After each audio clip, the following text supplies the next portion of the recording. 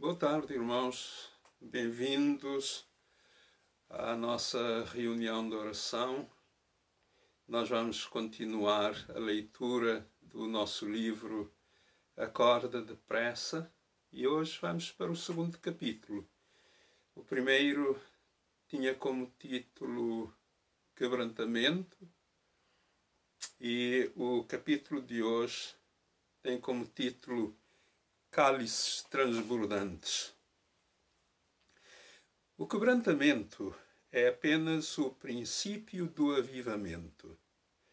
Avivamento, propriamente dito, é o estar cheio, a transbordar do Espírito Santo. E isto é viver vitoriosamente. Se nos perguntassem, neste momento, se estamos cheios do Espírito Santo, quantos de nós ousaria responder afirmativamente? Avivamento é a condição em que se poderá responder sim em qualquer momento durante o dia. Não é egoísmo ou orgulho dizer-se isso, porque o enchermo-nos a transbordar é inteiramente obra de Deus. É tudo pura graça. Tudo quanto nos compete fazer é apresentarmos o nosso ser vazio e quebrantado e deixar o Senhor encher-nos e manter-nos cheios. No dizer de Andrew Murray, tal como a água sempre procura e enche o ponto mais inferior, assim o momento em que Deus te encontrar humilhado e vazio será aquele em que a sua glória e poder te penetrarão. O quadro que tornou tudo simples e claro para muitos de nós é o que representa o coração humano como um copo que estendemos a Jesus, desejando que Ele o encha com a água da vida. Neste quadro, Jesus é representado como aquele que leva o cântaro de ouro com a água da vida. Ao passar, ele olha para o nosso copo e, se estiver limpo, enche-o a transbordar com a água da vida. E visto que Jesus está passando a cada momento, o copo pode estar sempre a transbordar. Foi qualquer coisa neste sentido que Davi tinha em mente quando disse: "O meu cálice transborda." Isto é avivamento. Tu e eu, cheios a transbordar de bênção, para nós mesmos e para os outros, com uma paz ininterrupta nos nossos corações. Quantos imaginam que o morrer para nós mesmos nos torna tristes? Mas é justamente o contrário. E a recusa de morrer para o nosso eu que nos torna tristes. Quanto mais nos identificarmos com Cristo na sua morte, tanto mais saberemos da sua vida em nós e, assim, tanto mais teremos verdadeira paz e gozo. A sua vida também há de transbordar através de nós para as almas perdidas, numa ansiedade sincera pela sua salvação e para os nossos irmãos em Cristo, num profundo desejo pela sua bênção. Há apenas uma coisa que pode impedir que Jesus encha os nossos copos ao passar: o pecado, na sua multiforme manifestação. O Senhor Jesus nunca enche os copos sujos. Qualquer coisa que tenha a sua origem em nós próprios, por mais pequena que seja, é pecado. Autoesforço ou autocomplacência no nosso serviço é pecado. Autocompaixão nas provações ou dificuldades. Buscar os próprios interesses nos negócios ou no serviço cristão. Empregar as horas vagas para dar satisfação aos próprios desejos. Suscetibilidade, melindre, ressentimento e tentativas de nos justificarmos quando somos feridos ou injuriados. Timidez, nervosismo, irritação, receio. Tudo isso deriva do nosso eu e tudo é pecado e nos torna ou torna os nossos corpos imundos. Alguns poderão discordar que se possa chamar pecado a coisas tais como timidez, reserva, nervosismo e receio.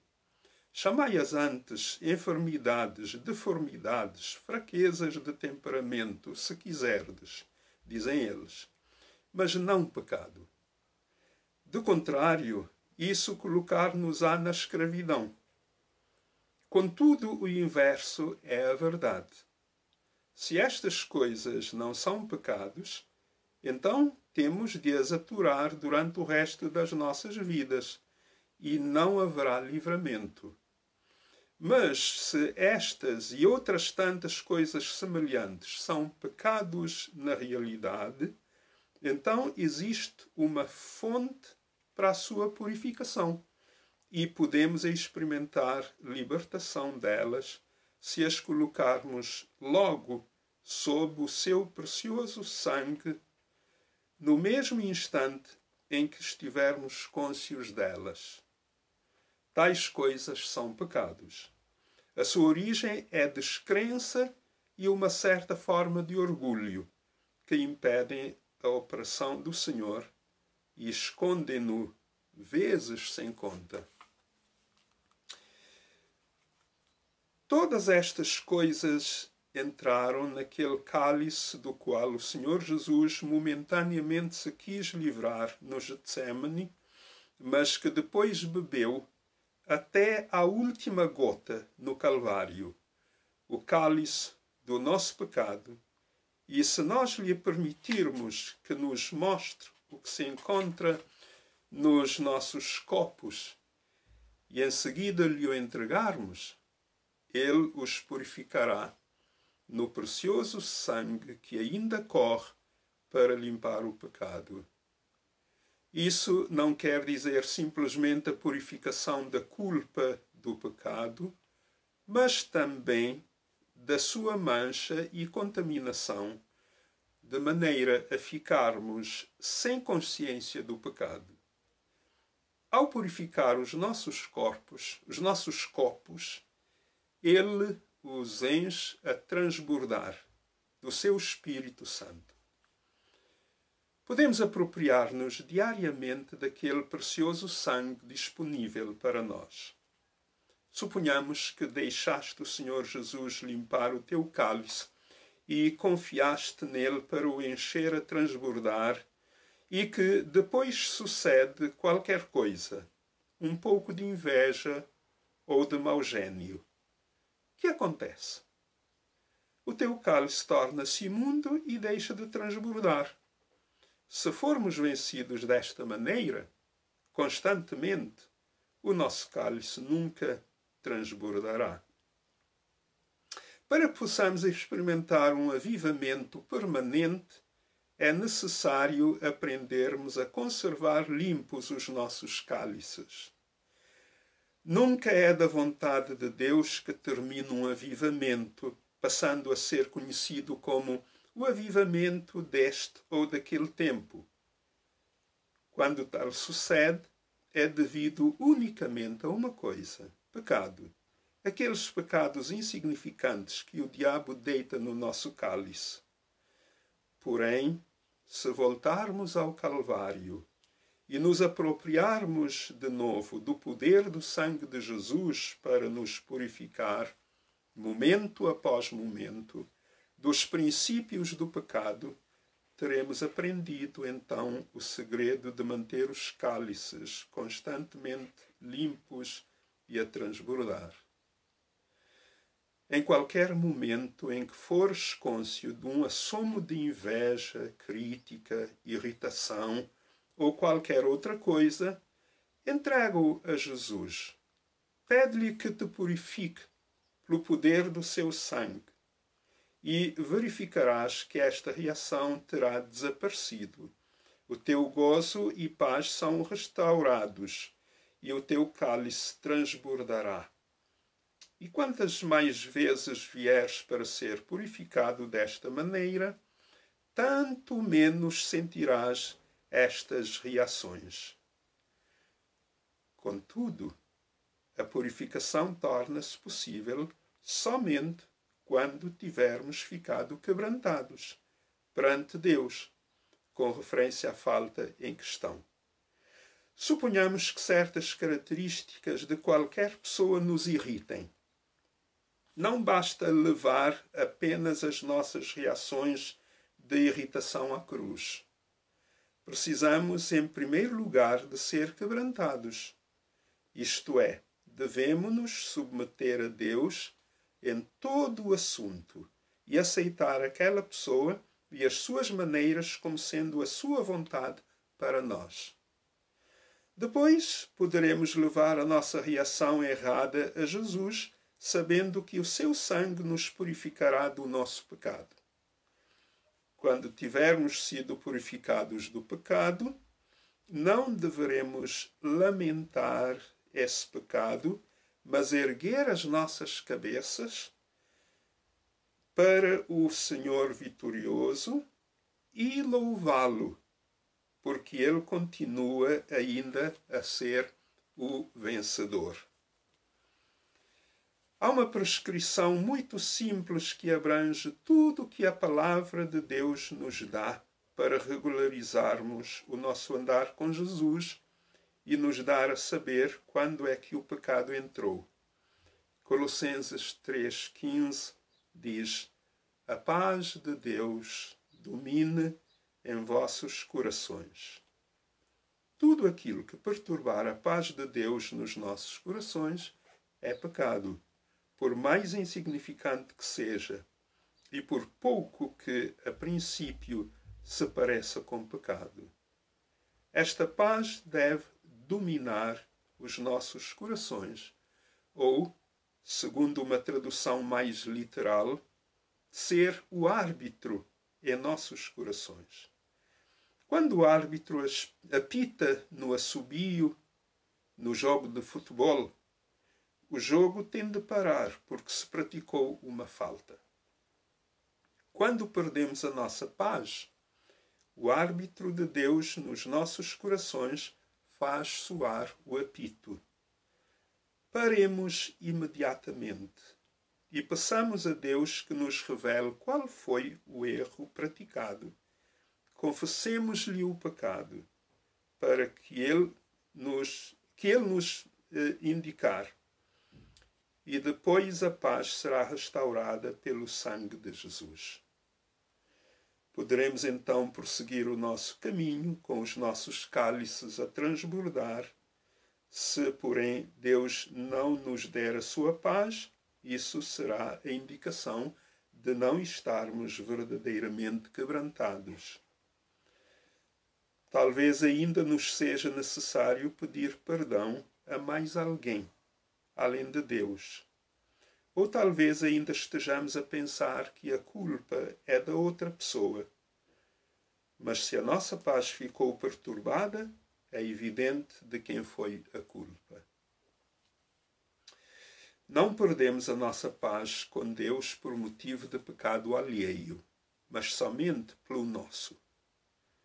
Deus quer mostrar-nos as nossas reações e teremos a sua paz quando estivermos prontos a ser purificados neste ponto.